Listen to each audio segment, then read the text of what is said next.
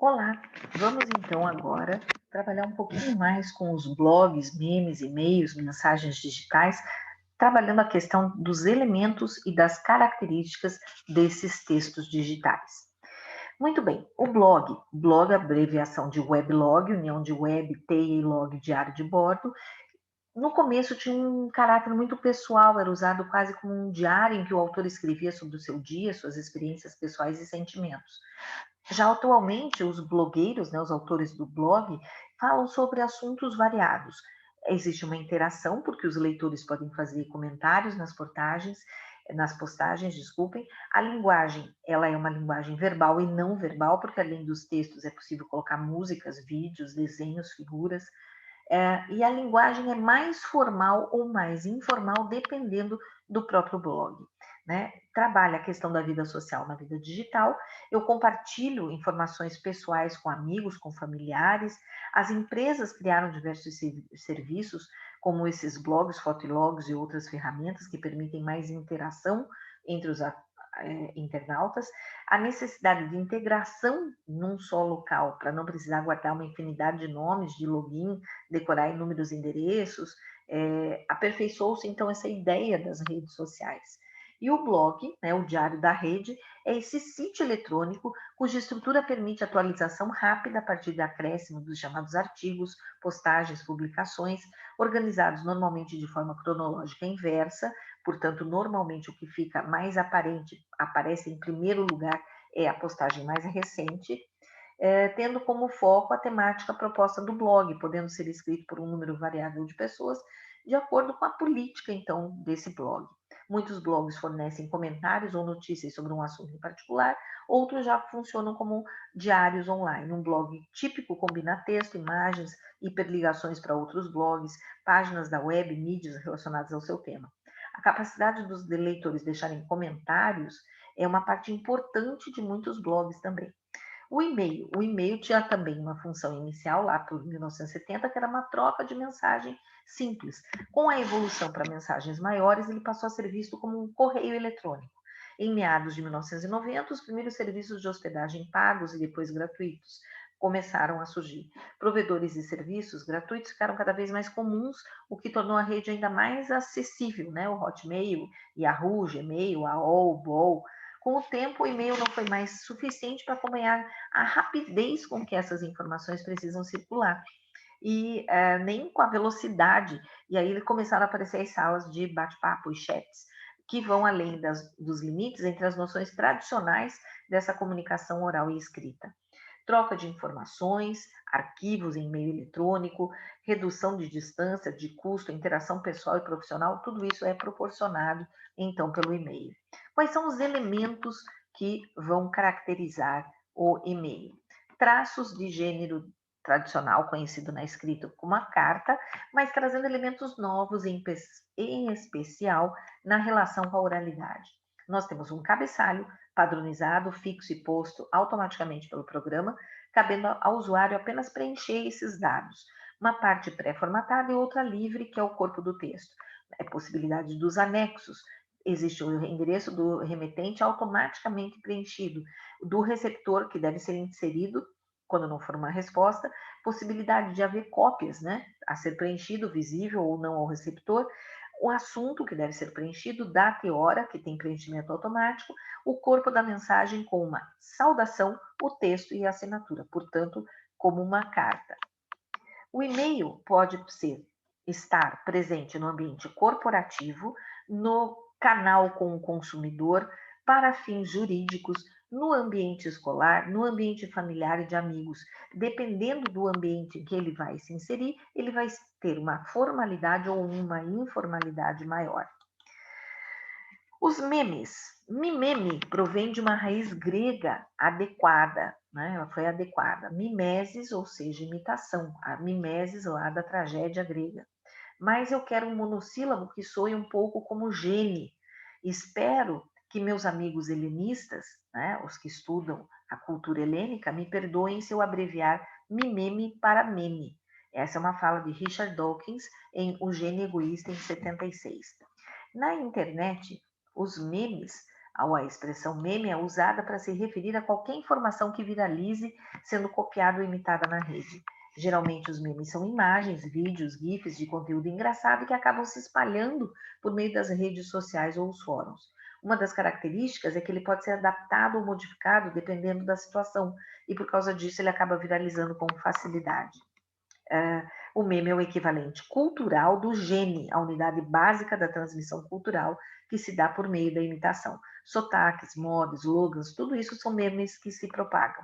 Então, é um nome, né, que surgiu nessa questão da genética, da ciência e acabou vindo para a internet. É para a memória o análogo do gene na genética, a sua unidade mínima. É considerado como uma unidade de informação que se multiplica de cérebro em cérebro ou entre locais onde a informação é armazenada como livros. Né? E aí vocês têm dois memes aqui, um da Mônica e esse outro, que é isso, jovem? É sério isso? Dawkins afirmava que o meme representava uma nova forma de gene surgida no cérebro e, diferentemente dos demais, poderia se propagar por conta de réplicas para poder sobreviver. E ele poderia se manter, morrer ou se transmutar, se modificar. As ideias com maior impacto ou mais originais teriam mais possibilidades de perdurar no tempo. Por exemplo, a associação de que Cristóvão Colombo teria descoberto a América ou que Jesus Cristo seria um homem barbudo, esses conceitos tiveram feedback positivo com o passar dos anos e se expandiram, atingindo a condição de viral até perdurar no tempo, consolidando a percepção da humanidade a respeito de determinado aspecto da cultura popular. Ao se referir a esse conceito, Dawkins, no primeiro momento, o classificou como mimeme, baseando-se no termo grego que queria dizer aquilo que é replicado, né, a mimesis. Pouco tempo depois, o escritor decidiu abreviá-la como meme, tal qual conhecemos hoje. O termo que melhor representa a difusão cultural como pilar básico da humanidade começou a se expandir nos circuitos sociológicos até encontrar, anos depois nas redes sociais, o nicho perfeito para se alastrar e agora viralizou. Isso não é um meme, isso é a minha vida, baixar fotos que eu nunca vou usar, mas eu quero ter. Muito eu isso. E aí o meme, né? Esse é o meme mais chato que vocês já inventaram. O meme que conhecemos nos dias de hoje tem como principal campo a internet. Ele se resume como um pensamento breve, com o objetivo de transmitir uma informação concisa, de forma rápida, seja por meio de mensagem, rede social, por e-mail, como aquelas famosas correntes, né? O meme pode ser adaptado em formato de vídeo, imagem, frase ou até mesmo por hashtag, como modo de promover a essência de uma ideia de forma mais rápida que a gente possa imaginar. A sua presença na rede se deu nos primórdios da internet, lá no início da internet. Do susto de um vídeo que mostra um carro aparentemente numa estrada à dança estrepitosa do Harlem Shake de 2013, esses memes se tornaram fenômenos pela rápida propagação. Nos dias de hoje, eles são muito utilizados como paródia de algum acontecimento importante para zoar com amigo, comunicar uma informação privilegiada, especialmente impulsionar campanhas de marketing, algo que muitas empresas têm se especializado com proficiência. Sua durabilidade, a importância dependem das réplicas, assimilações e propagações em massa. Né? Como é que fica a escrita do meme na internet? Tem uma grafia particular, é uma escrita digital, cheia de abreviações, palavras cifradas, considera aspecto fonológico da língua, traz neologismos, surgem por meio da escrita do discurso eletrônico e das transgressões.